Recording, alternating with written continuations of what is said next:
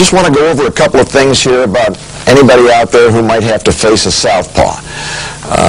There's no easy answers to fighting southpaws. It's one of the trickiest maneuvers in boxing. The main reason, of course, being is that southpaws spar and have traditionally worked against orthodox right-handed fighters for years. Every day in the gym they see them.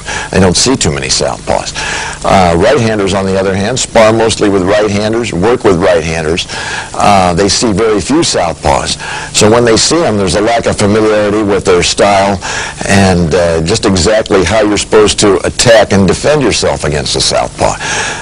The traditional approach to fighting southpaws has been one of two things. One, Dean, step in here. One is that he's gone southpaw. Now, one is that you face up to him squarely and try to hit him with right hands. The only problem with that is that now I'm directly in front of his big gun, which is his left hand. He's directly in front of mine, which is my right hand. So what we have is who's got the biggest punch. That's the situation you don't want to get yourself into. I don't recommend that at all.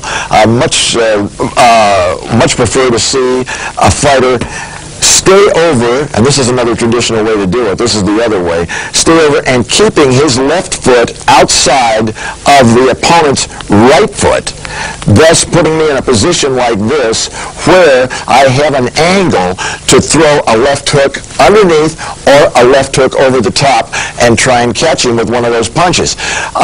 If I try to jab him, we've got a crossed swords kind of situation where these things are meeting. It just doesn't work. And then people say, well, then why can a left-hander jab you and you can't jab a left-hander? Well, he's seen you thousands of times. You've seen him very few times. He knows how to maneuver his feet, how to maneuver his body, and get in a position just offset enough to where he can get his jab in. But don't try and jab consistently with a southpaw. If he gets tired, if he starts dropping his hand, then you can go to it. But your best maneuver is keeping on the outside, keeping at long range, staying at least 12 inches, once again, off of his jab, stepping back and let him do some of the leading and bat that punch down. Go ahead.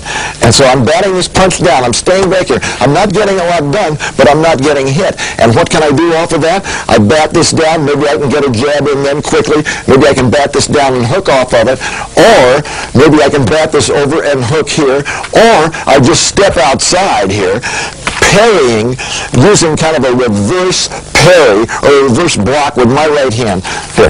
Here, just shoving this off enough in this manner to where I can get a punch in.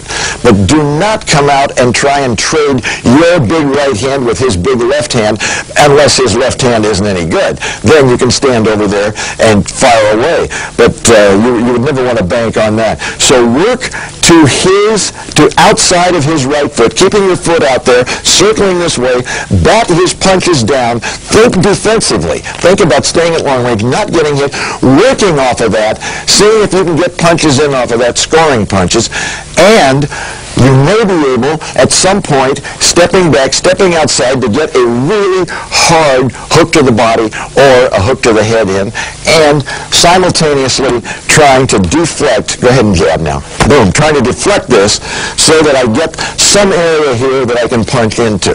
But whatever you do, do not try and jab with him. All you're going to get is, as I say, what they used to call crossed swords, and you're not going to come out on top.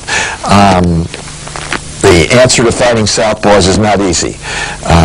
Those are some of the tips that I have, and at least they're fairly easy to use. It'll put you in a position where you can bat down his good jab and give yourself an opportunity to counter and maybe score some points.